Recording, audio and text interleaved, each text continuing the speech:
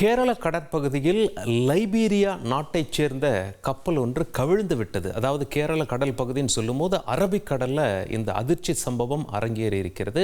செய்தியாளர் பிரசாத் இணைகிறார். பிரசாத், எவ்வளவு பெரிய கப்பல் இது? லைஃப் சேவிங் போட்டில், அதாவது உயிர் காக்கும் படகுகளில் எத்தனை பேர் தப்பித்திருக்கிறார்கள்? மீட்பு பணி எவ்வாறு நடைபெறுகிறது? தற்பொழுது அந்த கப்பல் எங்கே இருக்கிறது? லைபீரிய நாட்டினுடைய MSC எல்சா 3 என்று சொல்லக்கூடிய ஃபீடர் கப்பல் இந்த விபத்தில் சிக்கியது.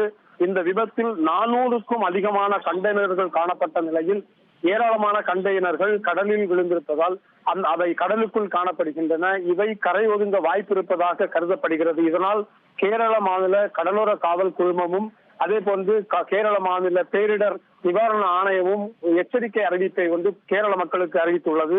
இந்த கண்டெய்னருக்குள் ஆபத்தான திரவங்கள் உள்ளிட்ட சில பொருட்கள் இருப்பதற்கான வாய்ப்பு இருக்கிறது.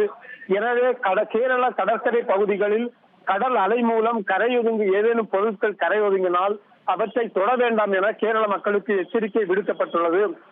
இதற்கு மேலாக இந்த சம்பவம் என்பது கேரள கொச்சியிலிருந்து சுமார் 30 கடல் மைல் தூரத்தில் இந்த சம்பவம் நிகழ்ந்துள்ள நிலையில் 24 ஊழியர்களில் 21 பேர் மீட்கப்பட்டிருக்கின்றார்கள். மேலும் இதற்கு மேலாக இந்த கப்பலை மீட்பதற்காக கடலோர காவல் குழுமத்தினுடைய டோனியர் கப்பலும் அதே போன்று விமானங்கள் உள்ளிட்டவையும் மீட்பு நடவடிக்கைக்காக அங்கே அனுப்பப்பட்டிருக்கின்றது. மீட்பதற்கான நடவடிக்கை தீவிரமாக நடைபெற்று வருகிறது. உங்களுடைய தகவல்களுக்கு நன்றி பிரசாத். செய்திகளை உடனுக்குடன் தெரிந்து கொள்ள உடனே சப்ஸ்கிரைப் பண்ணுங்க.